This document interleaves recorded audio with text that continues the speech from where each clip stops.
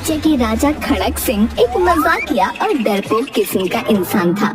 इसी राज्य में रहने वाले पंडित ज्ञानचंद, जो पेशे से वैद्य थे, अपने कायर राजा के कारण शर्मिंदगी महसूस करते थे। ज्ञानचंद एक ऐसी दवा बनाने की खोज में लगे थे जिसे पीने के बाद आदमी फौलाद बन जाए और दुनिया की कोई ताकत उसे मार न सके। पिताजी, आप करीब 5 वर्षों से रोज जंगल से कई प्रकार की जड़ी बूटियां लाकर उसका रस आपस में मिलाते हो। आखिर ऐसी कौन सी दवा है जो इतने बरसों से भी अभी तक आप नहीं बना पाए? बेटा, मैं उस दवा की खोज में हूँ जो एक इंसान को फौलाद बना दे। दुनिया की कोई ताकत उसे मार न सके। वो दुनिया का सबसे ताकतवर इंसान बन जाए। न आग उसे जला पाएगी और न पानी उसे डुबा पाएगा। पता नहीं क्या क्या खोज करते रहते हैं बेटा। तभी सरपंच हुकुमचंद वहाँ पहुँचते हैं। प्रणाम वैद्य जी, हमारी चर्म रोग की दवा खत्म हो गई है। इधर से गुजर रहा था तो सोचा लेते चलो। हाँ, ले लो। 10 खुराक और खा लो, फिर कभी भी चर्म रोग नहीं होगा। बेटा दीपू, अंदर से नीली वाली 10 पुड़िया लाकर सरपंच जी को दे दो। और सुनाइए सरपंच जी, देश दुनिया का हाल समाचार क्या चल रहा है? देश दुनिया की खबर तो ठीक ही है। अपने ही राज्य के हालात खराब हैं। पता नहीं क्या होने वाला है। क्यों, अब क्या हो गया अपने राज्य को? अरे, जिसका राजा ही डरपोक हो, उसकी प्रजा की क्या हालत होगी? सुना है कि डाकू चंपत सिंह सुरक्षा के बदले राजा से अब कर वसूली कर रहा है। अच्छा, ऐसा क्या? जिस राज्य में डाकू कर वसूलने लगे, उस राज्य में ज्यादा दिन रहना ठीक नहीं। ठीक ही कह रहे हैं आप वैद्य जी। सीमावर्ती इलाकों के लोग दूसरे राज्यों में पलायन कर रहे हैं। उधर राजमहल में महाराज खड़क सिंह की जय हो। महाराज, हमें अपने राज्य की सुरक्षा के लिए कुछ करना चाहिए, नहीं तो पड़ोसी राज्य ताक में बैठे हैं कि कब धावा बोलकर प्रीतमगढ़ राज्य को अपने राज्य में मिला लें। चिंता मत कीजिए मंत्री जी। डाकू चंपत सिंह ने मुझे वचन दिया है कि अगर कोई भी राज्य हम पर हमला करता है तो वो अपने डाकुओं को उस राज्य के सैनिकों को खदेड़ देने का आदेश दे देगा और उस राज्य में तबाही मचा देगा। महाराज, मुट्ठी भर डाकू जूनागढ़ राज्य के प्रशिक्षित बहादुर सैनिकों के सामने कहीं नहीं टिक पाएंगे। हमें जल्द से जल्द कोई दूसरा उपाय सोचना होगा, नहीं तो हमारा गुलाम बनना तय है। महाराज, हमारे सैनिकों में भी भय व्याप्त है। डाकुओं द्वारा कर वसूलने से जनता भी परेशान और असहाय महसूस कर रही है। मंत्री जी, आप जल्द से जल्द रायगढ़ रियासत के राजा से बात कर आपातकाल में हमारे वहाँ रहने की व्यवस्था की बात करें। इधर बिरजू आधी रात में पंडित ज्ञानचंद के यहाँ चोरी करने गया होता है। तभी ज्ञानचंद दीपू को उठाकर बोलते हैं। दीपू, अरे ओ दीपू, जल्दी उठ। देख, बरसों से जिस दवा की मैं खोज कर रहा था, उसमें मैं आज सफल हो गया। क्या पिताजी, ये बात तो आप मुझे सवेरे भी बता सकते थे।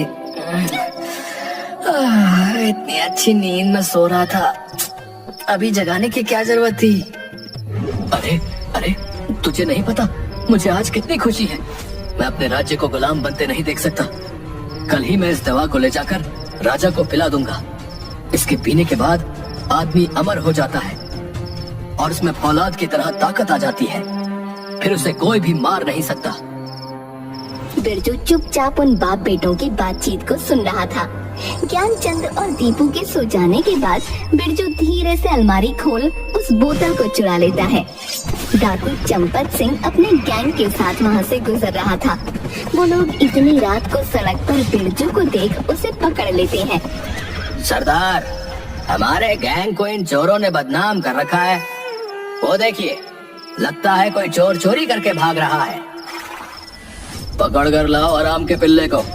मैं कुछ दिनों में राजा बनूंगा। उसके लिए कुछ अच्छे कार्य करके जनता को दिखाना होगा ना जगीरा कुछ डाकुओं के साथ तुरंत जाकर बिरजू को घेर लेता है। कौन है तू? और आधी रात को कहां से आ रहा है?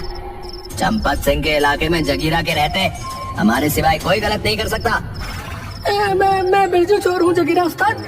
छोटी मोटी चोरियां करता हूँ, माफी चाहता हूँ, आपसे ऐसी गलती नहीं होगी। तभी चंपत सिंह वहाँ आ जाता है। अरे कौन है रे? बिरजू चोर है सरदार। क्यों रे बिरजू, कहाँ से क्या चोरी करके आ रहा है रे? एक बोतल के सिवा कुछ नहीं मिला सरदार, मैंने खुद जांच कर लिया है। देखो जगीरा उस्ताद, वो बोतल मुझे दे दो, उसमें मेरी दवा है, उसके बिना मैं मर जाऊंगा। इस बोतल के लिए ये इतना बेचैन क्यों है रे? जरूर ये कोई अच्छी किस्म की दारू है।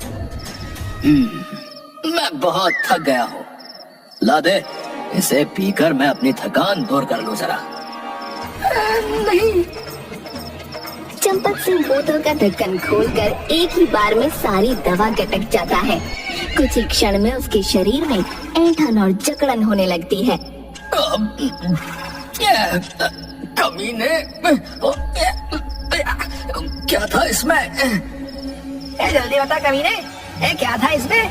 नहीं तो अभी मौत के घाट उतार दूंगा। नहीं, मुझे मत मारो। मैं ज्ञानचंद के घर चोरी करने गया था, तो ज्ञानचंद अपने बेटे को बता रहा था कि इसमें आदमी को फौलाद बनाने की दवा है। कल सुबह राजा को जाकर वो ये देगा, इसलिए मैंने इसे चुरा लिया। अच्छा, सच सच बता, तूने कितना गांजा फूका है? मैं सच कह रहा हूँ उस्ताद। वैद्य ज्ञानचंद ने इसे राजा खड़क सिंह के लिए बनाया है।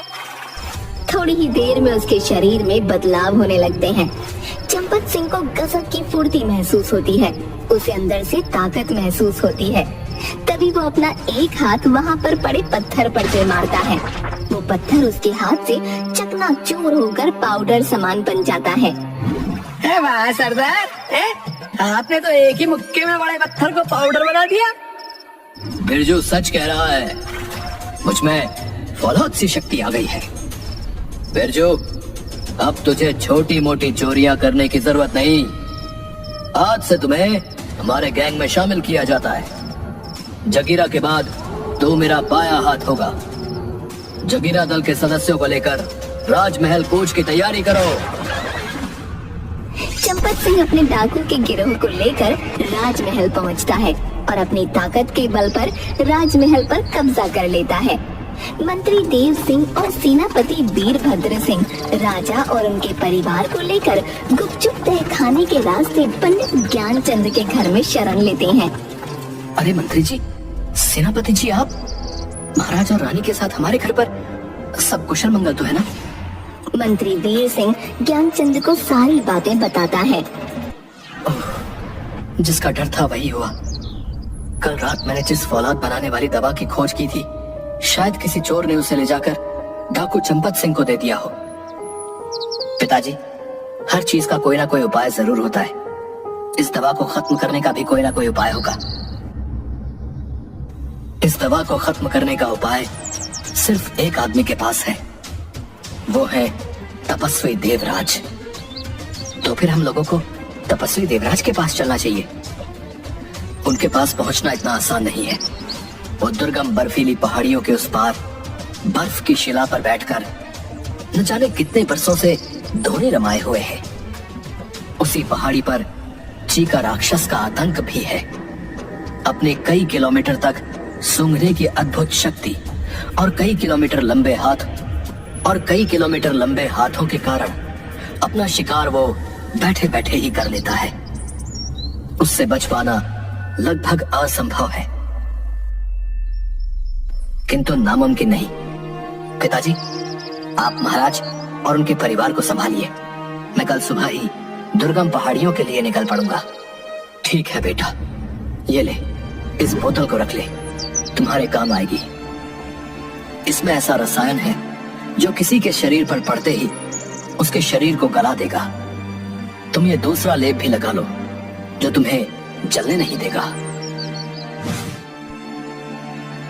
इधर राजमहल में चंपत सिंह खुद को राजा घोषित कर देता है और बिरजू चोर को अपना मंत्री बना लेता है। जगीरा सेनापति का पदभार संभाल लेता है। जल्द ही डाकू लोग पूरे राज्य में त्राही त्राही मचा देते हैं। उधर दीपू कई बाधाओं को पार करता हुआ दुर्गम बर्फीली पहाड़ी पर पहुंचता है। तभी वहां का दुर्दांत राक्षस चीका को पता चल जाता है कि कोई मनुष्य पहाड़ पर आया है। मानुषगंध, मानुषगंध। वर्षों बाद कोई मानुष यहाँ आया है। अरे वो रहा। कौन है? रुको वहीं पर। देखो मुझे छोड़ दो, नहीं तो अनर्थ हो जाएगा। मेरे राज्य के राजा और प्रजा दोनों मुसीबत में हैं। मुझे जाने दो। नादान बालक, मुझे मूर्ख समझता है? वर्षों बाद हाथ में आया मानव का मांस मैं यूं ही छोड़ दूं? शायद तुझे मेरे बारे में पता नहीं। दया नाम की कोई चीज नहीं मेरे पास। आजा, मैं तेरे नर्म मांस का मजा लूं। चीका दीपू को जकड़ लेता है। दीपू छटपटाने लगता है। देखो मुझे छोड़ दो। सारे लोगों को डाकू चंपत सिंह से मुक्त कराकर मैं खुद तुम्हारे पास आ जाऊंगा। मुझे मूर्ख बना रहा है। चल अब चुपचाप से मुझे खाने दे।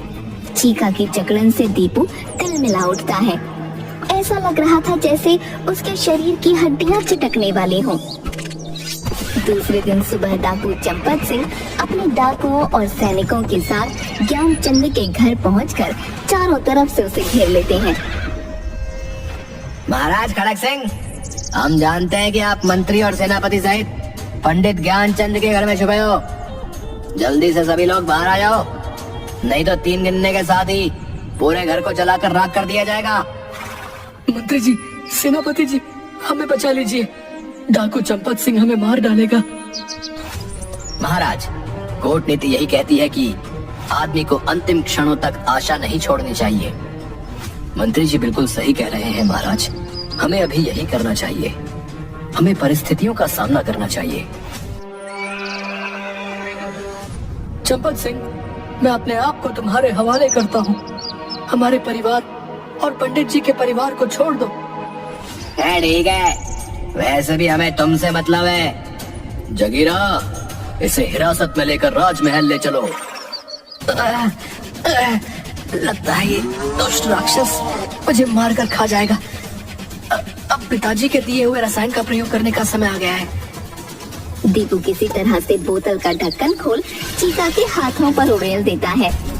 तुरंत राक्षस का हाथ जलने लगता है। कुछ ही क्षण में आग की लपटें उसके पूरे शरीर को लपेटे में ले लेती हैं। दीपू उछलकर उसके पंजे से बाहर आ जाता है। ये तूने क्या कर डाला उद्दंड बालक? मेरा पूरा शरीर धधक रहा है। मैं मरा, मुझे बचाओ। कुछ ही पलों में चीका राख के ढेर में बदल जाता है। दीपू दुर्गम पहाड़ियों को लांघता तपस्वी देवराज के चरणों के पास जाकर बेहोश होकर गिर पड़ता है। तुम कौन हो बालक? और इन वीरान बर्फीले दुर्गम पर्वतों को पार कर यहाँ क्यों आए हो? मेरा नाम दीपू है। मैं प्रीतमगढ़ राज्य में रहने वाले पंडित ज्ञानचंद वैद्य का बेटा हूँ। आपसे अपने राज्य को बचाने के लिए सहायता मांगने आया हूँ। दीपू तपस्वी देवराज को सारी बातें बताता है। जो दवा तुम्हारे पिताजी ने बनाई है उसको मैं खत्म तो नहीं कर सकता, पर तुम्हें मैं इतनी शक्ति दे सकता हूँ कि डाकू चंपत सिंह को उठाकर तुम अंतरिक्ष में फेंक सको। लेकिन इसके बाद तुम अपनी शक्ति का दुरुपयोग ना करो, इसलिए उसे फेंकते ही ये शक्ति वापस हमारे पास आ जाएगी। बस देवर्षि, हमें इतनी ही मदद चाहिए। ये डंडा ले जाओ, इसे घुमाते ही इससे तरंगें निकलेंगी। इससे निकलने वाली तरंगों से सामने के लोग मूर्छित होकर गिर जाएंगे। इस डंडे से अगर जोर से किसी पर प्रहार किया जाए तो वो व्यक्ति अंतरिक्ष में पहुंचकर आजीवन सौर मंडल का चक्कर काटते रहेगा। उधर चंपत सिंह राजा खड़क सिंह, मंत्री तथा सेनापति को हिरासत में लेकर राजमहल के लिए कूच करने ही वाला था। तभी वहाँ पर दीपू पहुँच जाता है। वहीं रुक जाओ जगीरा, तुम सब अगर अपनी खैर चाहते हो तो महाराज को छोड़ दो और तुम सब आत्मसमर्पण कर दो।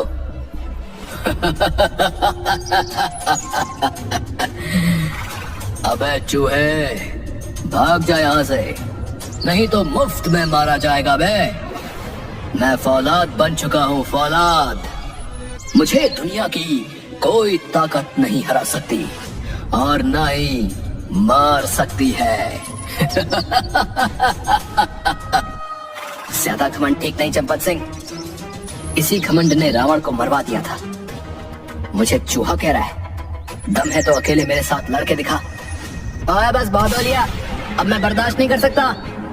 अब तुम्हें मेरे हाथों से मरने से कोई नहीं बचा सकता। सावधान जगीरा, ये ले दुष्ट। इतना कहकर दीपू उस जादुई डंडे को हवा में घुमा देता है। डंडे के घूमते ही सारे सैनिक और डाकू मूर्छित होकर वहीं गिर पड़ते हैं कि देखकर चंपत सिंह क्रोध से तमतमा उठता है। मायावी चूहे, बहुत हो चुका। अब तू देख मेरा क्रोध, अभी तुम्हें बताता हूँ। चंपत सिंह दीपू से लड़ने के लिए दीपू के सामने आता है। वो तलवार म्यान से निकाल ही रहा होता है। तभी दीपू फुर्ती से जोर से डंडे को चंपत सिंह पर दे मारता है। चंपत सिंह सीधा उड़ते हुए आकाश में विलीन हो जाता है और अंतरिक्ष में जाकर सौर मंडल के चक्कर काटने लगता है। इसी क्षण वो जादुई डंडा भी गायब हो जाता है।